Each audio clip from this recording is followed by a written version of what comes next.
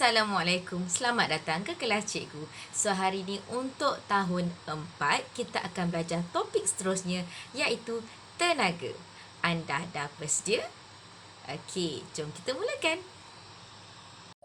Untuk objektif pembelajaran pada hari ini, anda di akhir kelas, cikgu harap anda boleh menyatakan maksud tenaga, kemudian dapat menyatakan sekurang-kurangnya 3 sumber tenaga dan kemudian dapat menyatakan 3 sumber tenaga yang boleh diperbaharui dan juga 3 sumber tenaga yang tidak boleh dibaharui. Banyak kita nak belajar hari ni, so fokus ya.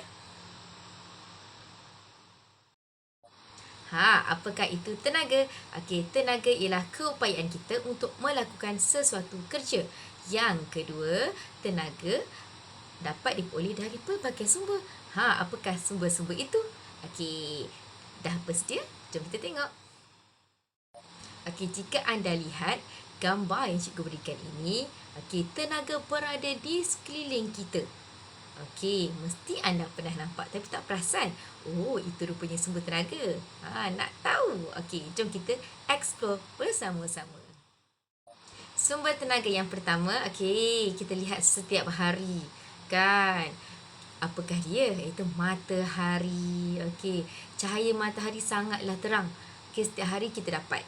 Terutama di Malaysia. Panas dan lembap sepanjang tahun.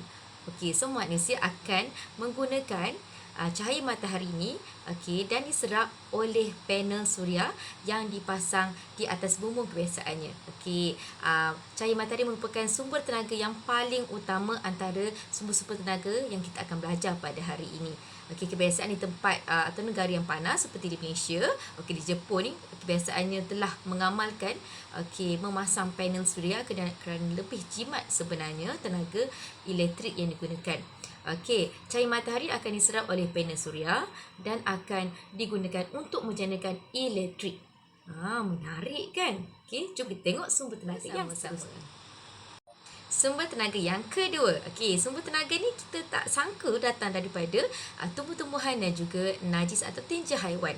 Jika anda perhatikan pada gambar-gambar yang cikgu berikan ini, bahan-bahan daripada kayu, najis haiwan tersebut akan diproses untuk dijadikan bahan api dan digunakan juga untuk menjanakan elektrik. Nampak tak daripada kita membuang mata-rata tidak digunakan. Manusia menggunakannya untuk dijadikan bahan api. Jika anda perhatikan macam pelet-pelet kayu tu, sebenarnya dah proses. So dijadikan bahan api. Tak adalah kita akan menebang pokok kan. So bahan-bahan daripada tumbuh-tumbuhan ni akan digunakan untuk menjanakan elektrik dan juga bahan api. Jom kita tengok sumber tenaga yang seterusnya. Sumber tenaga yang seterusnya ialah angin. Angin yang kuat ni akan menggerakkan kincir angin dan seterusnya akan menjanakan elektrik. Kebiasaannya negara yang menggunakan teknologi ini mempunyai kawasan yang lapang dan juga angin yang kuat sepanjang tahun. Dia akan pasang yang macam kipas besar ni dekat kawasan yang lapang dan mempunyai angin yang kuat. Seterusnya akan menggerakkan kincir angin dan menjanakan elektrik. Sangat menarik. Jom tengok yang seterusnya. Sumber tenaga yang seterusnya ialah air. Bagaimana air dapat menjanakan elektrik? Bagaimana kita boleh lihat pada gambar yang cikgu berikan ini. Empangan. Air akan mengalir masuk ke dalam empangan dan akan menggerakkan turbin. Macam kipas kecil kat bawah tu anda boleh lihat pada gambar yang cikgu berikan ini. Dan seterusnya akan menjanakan elektrik dan terus disalurkan kepada kawasan perindustrian dan juga kawasan perumahan. Nampak tak air? Dapat digunakan untuk menjanakan elektrik. Di Malaysia, antara empangan yang terbesar yang digunakan untuk jana kuasa hidroelektrik ialah empangan Bakun yang terletak di Sarawak. Jom kita tengok sumber yang seterusnya. Sumber tenaga yang seterusnya ialah bahan api fosil. Antaranya ialah petroleum, gas asli dan juga arang batu. Bahan api fosil ini antaranya arang batu akan dibakar untuk menjanakan elektrik. Okey, bagaimana petroleum dan gas asli ni sebenarnya maknanya sedapat. Okey, jika anda perhatikan gambar yang cikgu berikan ini, okey, pelantar minyak terletak di tengah-tengah laut. Okey, petroleum dan gas asli ni sebenarnya adalah mendapan tumbuhan dan juga haiwan berjuta-juta tahun dahulu. Okey, akan dikorek di dasar laut dan akan disalurkan kepada kawasan peninsular yang akan memproses untuk jadikan petroleum dan juga gas asli. Gas asli contoh macam tong gas yang anda boleh lihat di rumah anda. Okey, arang batu pula ialah daripada pengawitan tumbuhan dan juga lumpur dan juga air. Okey, dia macam satu tindak balas dalam satu ekosistem lah. Okey, berjuta-juta tahun dahulu dikorek juga dalam tanah. Okey, dikorek dalam tanah dalam bawah tu.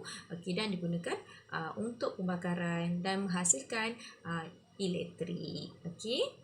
So anda boleh lihat ketiga-tiga bahan ni, okey, daripada bahan api fosil berjuta-juta tahun dahulu diproses dan mendapat manfaat oleh manusia.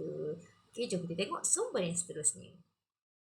Sumber tenaga yang seterusnya ialah nuklear. Okey, antara bahan nuklear yang digunakan secara meluas ialah uranium. Okey, digunakan untuk menjanakan elektrik di stesen jana kuasa nuklear. Anda boleh lihat bagaimana stesen jana kuasa nuklear yang seperti gambar yang cikgu tunjukkan ini. Okey, jom kita tengok sumber yang seterusnya. Sumber tenaga yang seterusnya ialah ombak. Okey, ombak akan menggerakkan turbin. Anda boleh lihat ada contoh gambar yang cikgu berikan ini. Okey, macam gambar kaki tu kan. Okey, itulah namanya turbin akan digerakkan untuk menjanakan elektrik. Okey, menarik sangat. Jom kita tengok sumber yang seterusnya. Tahukah anda, sumber tenaga kita telah belajar tadi tu dikelaskan kepada dua kelas yang berbeza. Nak tahu? Jom. Okey, kelas yang pertama ialah sumber tenaga yang boleh dibaharui. Okey, iaitu sumber yang dijana secara berterusan. Okey, tidak akan habis, sentiasa ada. Okey, contoh-contoh anda boleh lihat di gambar-gambar yang cikgu beri. Okey, nak tahu lebih lanjut? Jom. Okey, kelas yang kedua ialah sumber tenaga yang tidak boleh dibaharui. Maksudnya sumber tersebut akan habis. Okey, dan sumbernya sangat terhad. Okey, tidak boleh dijana secara berterusan. Contoh-contohnya anda boleh lihat pada gambar-gambar ini. Okey, jom ketahui dengan lebih lanjut lagi. Okey, jom kita tengok sumber tenaga yang boleh dibaharui seperti angin, ombak dan juga matahari. Okey, sentiasa ada. Okey, wujud secara semula jadi, tidak akan habis insya-Allah lah. Okey, itu adalah sumber tenaga yang boleh dibaharui. Okey, ada lagi. Jom kita tengok. Seterusnya ialah air dan juga biojisim. Okey, air dan juga biojisim ni sentiasa ada. Okey, sentiasa ada di persitaran kita. Kita boleh nampak air. Air di sungai, di laut kan. Kemudian biojisim. Okey, pokok-pokok, okey, tinja haiwan boleh didapati dengan mudah. Alright, next kita tengok sumber yang tenaga yang tidak boleh dibaharui. Sumber yang tenaga tidak boleh dibaharui ialah bahan aktif fosil seperti arang batu, okey. Kemudian kita ada petroleum dan juga gas asli. Kan? Tadi kan cikgu ada cerita mendapan tumbuhan dan juga haiwan berjuta-juta tahun dahulu. Okey, sumber tenaga ini akan habis. Kita tak tahu bila tapi akan habis dan sumbernya terhad. Okey, jom kita tengok yang seterusnya. Okey, sumber tenaga tidak boleh dibaharui seterusnya ialah bahan nuklear. Contoh seperti cikgu cakap tadi ialah uranium. Okey, sumbernya terhad dan mungkin akan habis bila-bila masa. So, gunakanlah tenaga dengan bijak ya. Okey, sebelum cikgu beri anda tugasan, okey, jom kita ulang kaji. Okey, sumber-sumber tenaga ada dua, iaitu sumber tenaga yang boleh dibaharui dan juga sumber tenaga yang tidak boleh dibaharui. Okey, yang pertama kita boleh lihat, okey, sumber tenaga seperti matahari, ombak, okey, biojisim, angin dan air berada dalam kumpulan sumber tenaga yang boleh dibaharui, iaitu sumbernya sentiasa ada. Okey, wujud secara semula jadi, mudah didapati dan akan dijana secara berterusan. Okey, untuk sumber tenaga yang tidak boleh dibaharui, okey, sumbernya terhad dan mungkin akan habis bila-bila masa seperti bahan api fosil dan juga bahan nuklear. So, gunakan tenaga dengan jimat dan tidak membazir. Jom kita tengok tugasan anda. Okey, untuk tugasan, okey, seperti biasa cikgu akan gunakan buku mesra digital. Okey, bagi yang ada buku mesra digital boleh buat muka surat 65 dan 75, dan jika tiada jangan risau, anda boleh buat latihan dalam buku teks. Okey, muka surat 140 nombor 3 sahaja. Buat dalam buku latihan saiz Okey, tamatlah sudah kelas bersama cikgu. Terima kasih kerana sudi menghadiri kelas bersama cikgu. Okey, so hari kita telah belajar tenaga. Okey, banyak lagi sebenarnya tentang tenaga. Hari ini kita hanya belajar sumber tenaga. Okey, kita akan lihat bentuk tenaga di kelas akan datang. Sampai jumpa lagi. Pesanan. Okey, jangan lupa tekan butang subscribe kat bawah tu jika masih berwarna merah. Sila kelabukan kerana anda akan menjadi orang pertama yang akan tahu video terbaru dari cikgu. Okey, sampai jumpa lagi. Assalamualaikum. Bye.